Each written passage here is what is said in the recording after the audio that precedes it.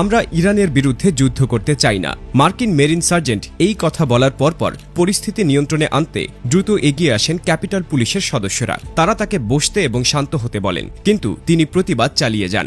তখন নিরাপত্তা কর্মকর্তারা তাকে কক্ষের বাইরে নিয়ে যাওয়ার চেষ্টা করেন। এই সময় ধস্তাধস্তি শুরু হয়। ভিডিও ফুটেজে দেখা যায় কয়েকজন কর্মকর্তা তাকে ধরে টানছেন। এ সময় সেখানে উপস্থিত ছিলেন সেনেটর টিম শেহি, যিনি পরিস্থিতি সামাল দিতে সহায়তা করেন। ধস্তাধস্তির এক পর্যায়ে ম্যাকগিনিস দরজার ফ্রেম ধরে রাখার চেষ্টা করেন। তখন তার হাত দরজার সঙ্গে চাপে পড়ে যায়। প্রত্যক্ষদর্শীরা জানান একটি শব্দ শোনা যায় এবং ধারণা করা হয় তার হাত ভেঙে গেছে। পরে তাকে দ্রুত সেখান থেকে সরিয়ে নেওয়া হয় এবং চিকিৎসার জন্য হাসপাতালে পাঠানো হয়।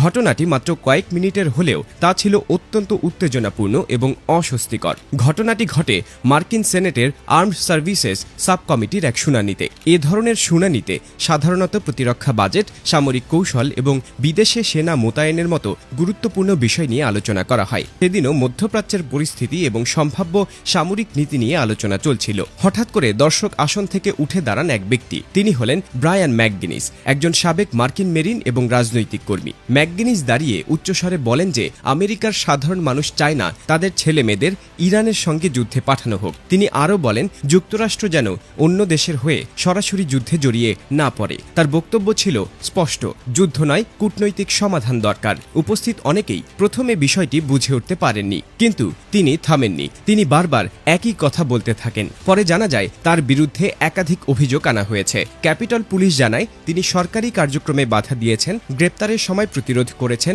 এবং কর্মকর্তাদের সঙ্গে শারীরিক সংঘর্ষে জড়িয়েছেন। এখন বিষয়টি আইনি প্রক্রিয়ার মধ্যে রয়েছে। আদালতে প্রমাণ ও সাক্ষ্যের ভিত্তিতে পরবর্তী সিদ্ধান্ত নেওয়া হবে। এই ঘটনার পেছনে যে বড় প্রেক্ষাপট রয়েছে সেটিও গুরুত্বপূর্ণ। যুক্তরাষ্ট্র দীর্ঘদিন ধরে মধ্যপ্রাচ্যের রাজনীতিতে সক্রিয়। বিশেষ করে ইসরায়েল ও ইরানকে ঘিরে উত্তেজনা নতুন কিছু নয়। যুক্তরাষ্ট্র ঐতিহাসিকভাবে ইসরায়েলের ঘনিষ্ঠ মিত্র।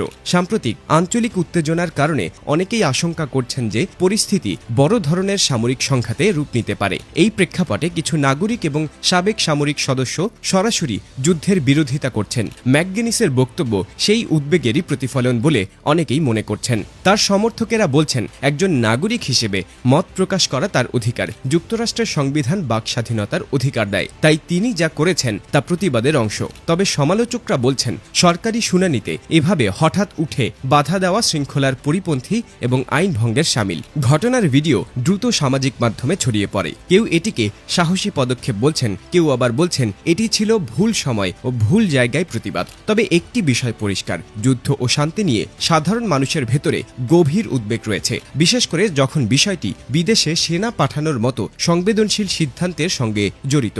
এই পুরো ঘটনা দেখিয়ে দিয়েছে আজকের ডিজিটাল যুগে কয়েক মিনিটের একটি ঘটনা কিভাবে জাতীয় ও আন্তর্জাতিক আলোচনার কেন্দ্রে চলে আসতে পারে। একজন সাবেক সৈনিকের প্রতিবাদ শুধু একটি ব্যক্তিগত মতামত নয়, এটি বড় রাজনৈতিক ও নৈতিক প্রশ্ন তুলেছে। যুদ্ধ কি সত্যি প্রয়োজনীয়? সৈন্যদের মতামত কতটা গুরুত্ব পায়? আর মত প্রকাশের সঠিক সীমা কোথায়? এখন সবার চোখ আদালতের সিদ্ধান্তের দিকে। তবে এরই মধ্যে এই ঘটনা আমেরিকার রাজনৈতিক অঙ্গনে নতুন বিতর্ক তৈরি করেছে। একদিকে জাতীয় নিরাপত্তার প্রশ্ন, অন্যদিকে নাগরিকের মত প্রকাশের অধিকার। এই দুইয়ের ভারসাম্য কোথায় হবে সেটাই এখন মূল আলোচনা। আর এই আলোচনার কেন্দ্রে রয়েছেন সাবেক মেরিন ব্রায়ান ম্যাকগিনিস এবং তার সেই সরল কিন্তু তীব্র বক্তব্য, যুদ্ধ নয়, শান্তি চাই।